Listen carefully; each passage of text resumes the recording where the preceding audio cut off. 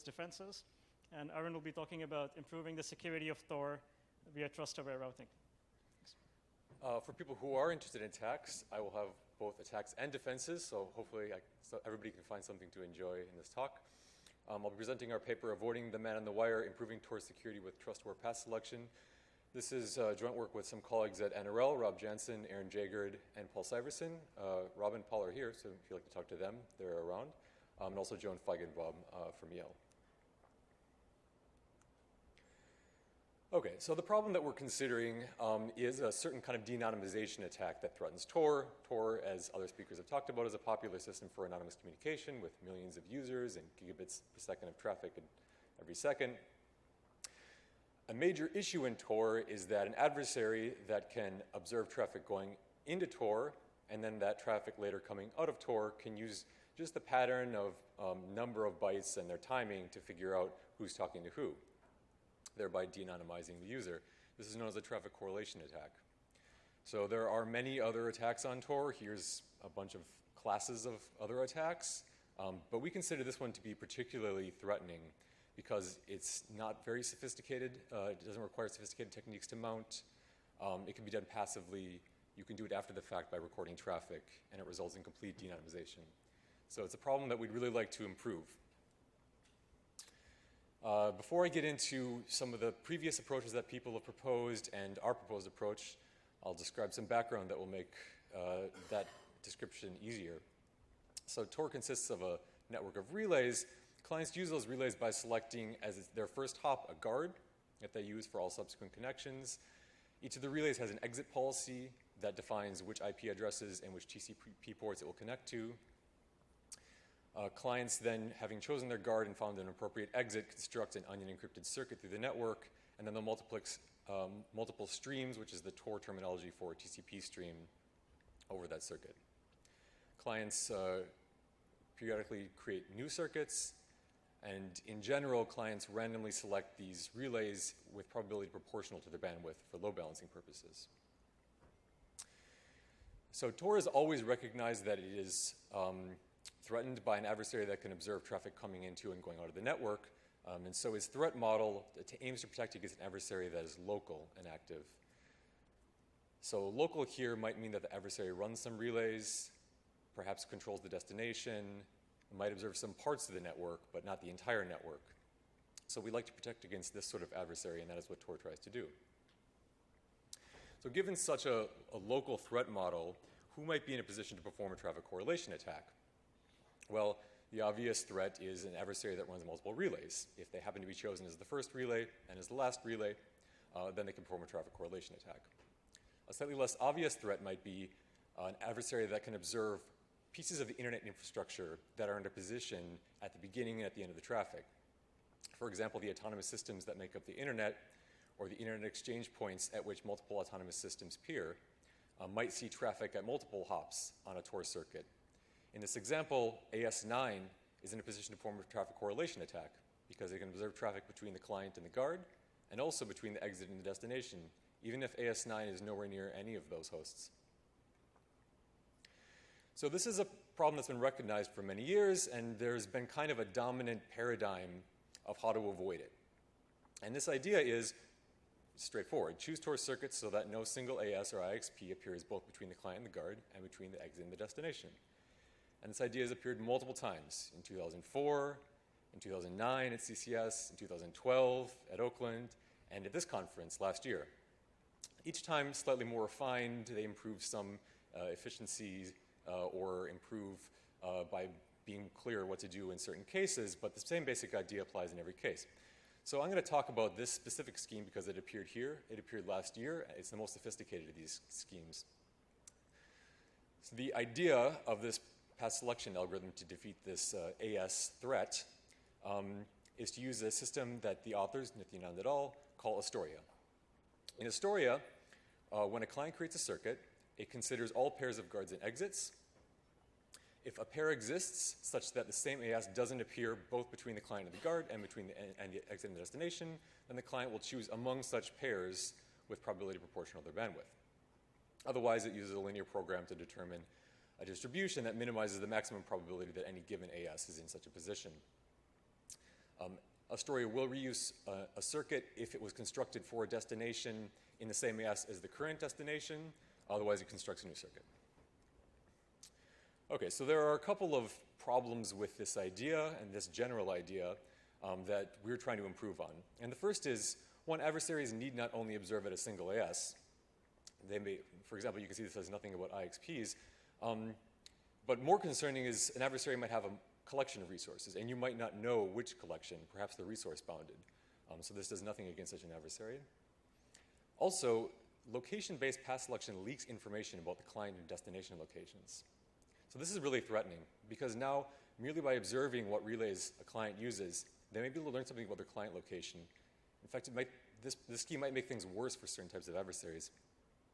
So we designed a couple of attacks that show that this may indeed be the case.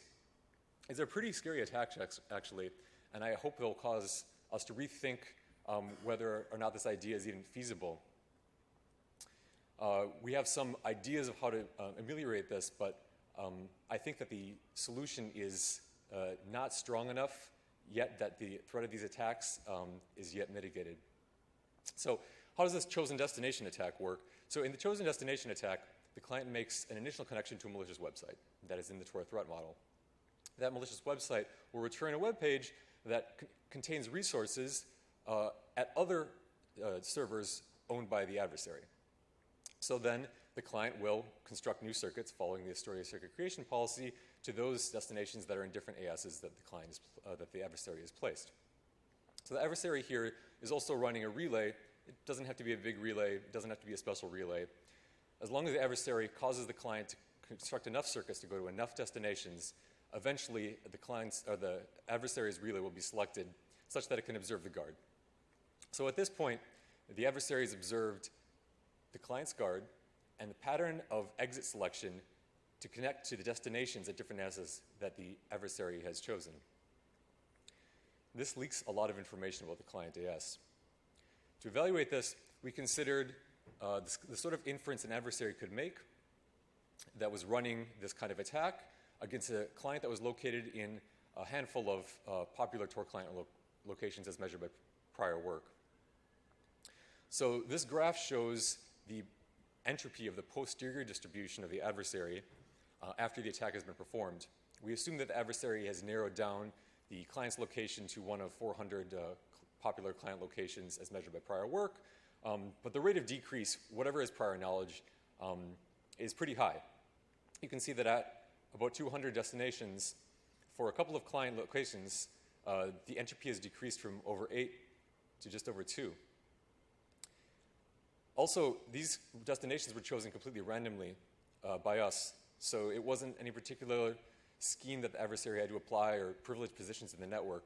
Pretty much any destination locations were very effective at this. And while many destinations need to be contacted, the browser can do all the circuit construction and requests in parallel, so this attack could succeed in seconds. So there is another attack of this nature in the full version of the paper that I'd encourage you to look at. But now I'd like to describe how we're going to deal with some of these issues that I've brought up in a path selection algorithm that we propose. So this first problem, if you recall, is that adversaries need not only observe in an AS. So for this issue, we're suggesting to use network trust as a solution. The idea is pretty simple. It may be the case that you know that there are some parts of the network that are less trusted, and if so, then you could construct circuits that avoid them. So we formalize this idea of a trust or trust belief as a probability distribution on the adversary location. The adversary's location here is a subset, any subset of relays, as well as what we call virtual links, which are the paths between the client and the guard and the destination and the exit. A client can have different beliefs for different adversaries for this algorithm. He collects those in what we call a trust policy, which assigns for every trust belief a weight, that reflects the concern that the client has for that adversary. So I should mention that this formalization of trust is not something that we introduced in this paper. We're using an idea that we developed in that I and many of the same co-authors developed in a previous paper that was published a couple of years ago in PETS. From that paper, I would also mention that it identified many relevant factors that might go into this probability distribution, such as who's operating a relay, where it's located, what cables or ASs are on a link. The sorts of things that we've been talking about that might make you avoid or putting some part of the internet or some relays in privileged positions on a client circuit. Also in that paper, as well as this one, we discussed a little bit where this trust might come from. We believe that the most likely deployment scenario would be for the Tor project itself to provide some sort of default trust policy, perhaps something as minimal as don't trust any single AS. I mean, just what prior work has provided, although they could certainly be more sophisticated about that. It is also possible that users could get advice from other trusted authorities. We don't envision that users would create these things themselves, but it is possible that they use their own, although I won't go into client-specific trust policies in this talk. So for the second problem, which was that location-based path selection leaks information about client and destination locations, we're proposing that the algorithm construct a clustering of locations. By locations, I mean ASs, although it could be at a higher level of granularity. Before clients are doing path selection, the Tor project would maintain periodically updated clusters of client and destination locations that it would propagate to the clients. These clusters would contain a representative, and every member of the cluster would act in a way that was optimal for the representative. Therefore, path selection wouldn't leak any more than what cluster you're in, and these clusters could be selected to trade off the anonymity of the size of the cluster with the threat of traffic correlation of having your behavior actually be optimal for your true location. We do this clustering by defining a distance with reference to the trust policy. That distance is essentially, the distance between two locations is essentially how often you disagree about the threat of adversaries being on paths between you and guards for clients or you and exits for destinations. Given this distance, then we apply a modified k-means clustering to cluster the locations. We try to provide balanced clusters because we don't want a very small cluster to provide poor anonymity for anybody. In this diagram, you can see that all clusters have about the same size, and certain ASs have been identified as representatives. Those are the gold ones. So those are the main ingredients for our new proposed path selection algorithm that I can now describe in more detail. There are actually two variants of this algorithm. One we call trust all, which is where all users are using the trust-aware path selection algorithm, and one is called trust one, which would be perhaps an intermediate deployment scenario. So some clients could use this while the rest are presumed to be using regular vanilla Tor. The only difference from trust one to trust all is that exits, if the client wishes to hide that it's using trust one, need to be chosen in the same way as vanilla Tor, because exits are frequently chosen and could leak their special behavior. Also, trust one has an advantage in that because most people aren't using it, you can use very tight security parameters without throwing off the load balancing. All right, so the details of the trust-aware path selection algorithm. First, it performs guard selection. The client will score guards. This guard scoring is done with reference to the trust policy. The score is basically the weight of the adversaries that are not between you and that guard. So a higher score is better. Then the client will randomly choose a guard with a score that's close enough to the highest that is available to him. Given this guard then, if a client wants to make a connection to a given destination, he can, with reference to that destination and the guard that he's already selected, score the exit routers in a similar way. This time, the score reflects the weight of the adversaries that are not able to perform an intersection attack or correlation attack. Given these scores, the client can look at existing circuits to see if any of these circuits have an exit that has a score that's high enough to the exit scores that are available. Let's suppose that one is not, then he will randomly choose an exit that has a score that's high enough, close enough to the highest. And then, assuming he's constructing this new circuit, he will randomly select a middle to construct the circuit. So that's the entire algorithm. We simulated this, both the trust all and the trust one variants. The results I'll present are just a selection of the experiments we had in the paper. We considered a completely different adversary model in addition to the one that I'm going to present right here. So for the trust all case, the results I'm going to present are for typical client behavior. And for the trust one case, it's for a user that visits a single server. So the typical behavior is like web browsing, email, social networks. And then the IRC server is just a fixed server, just to have a diversity in the types of behavior that we want to see results for. And the adversary that we're considering we call the man. The man is sort of pervasive, but not everywhere. We model this by giving the man some probability, here 0.1, of compromising each AS or IXP organization. independently, and similarly an independent probability of compromising each relay family. The longer that the relays in a family have been online, the more that we trust them, the lower the probability of compromise.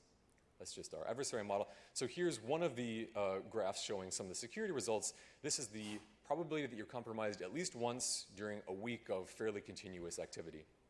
So the blue line at the top is vanilla Tor with a typical user model, and you can compare that to the green line, which is the use of trust all with the typical user behavior. After 7 days, we reduced the probability of being compromised or vulnerable to a traffic correlation attack at least once from 0.7 to 0.4. Then for the IRC behavior case in the trust one scenario, you can look at the red line, that's vanilla Tor use under that user model. And we've decreased the probability of compromise from nearly 0.7 to either 0.2 in the case that you're trying to hide that you're using trust one, or less than 0.1 in the case that you're okay with somebody knowing that you're using this trust-aware path selection algorithm. So one concern that we had in changing the way that Tor does path selection is performance. People use Tor because it's not that slow. There are certainly worse algorithms in terms of performance that one could be using that are completely unsuccessful for that reason. So we simulated the performance of the TAPS algorithm using the shadow simulator. We used a network of 400 relays and about 1,400 clients. The results I'm going to show you here are from the trust all case. We again use the man trust policy, and the results vary this certain parameter, alpha omega, that basically reflects how much of the network the client tries hard to use in order to do proper load balancing. The higher it is, the more of the network that is the lower security score that he will consider using. So this is one of the performance results of the many that we looked at, and you can see all those results in the paper. So you can see that, yes, as alpha omega approaches 1, that is the client tries to use the entire network, it approaches vanilla Tor behavior, although in fact some relays are still excluded even when alpha omega equals 1 because they're just simply too insecure. In that case, we see very good performance still. And in the case that the client is using a little less than half of the, tries to use a little less than half of the bandwidth available, we can see that the median download time for a moderate sized file increases from about 2 seconds to about 4 seconds. So there is a cost. So to conclude, Tor does have a big anonymity issue that is known about from the beginning, and we're working on trying to improve it. We've presented some, what I think are fairly devastating attacks on the dominant idea for solving this problem that has been presented in the literature. And we propose an alternative, the trust-aware path selection algorithm, that is not vulnerable to those attacks. And we show that it both improves user security and achieves acceptable performance. Thanks. I'd be happy to take your questions.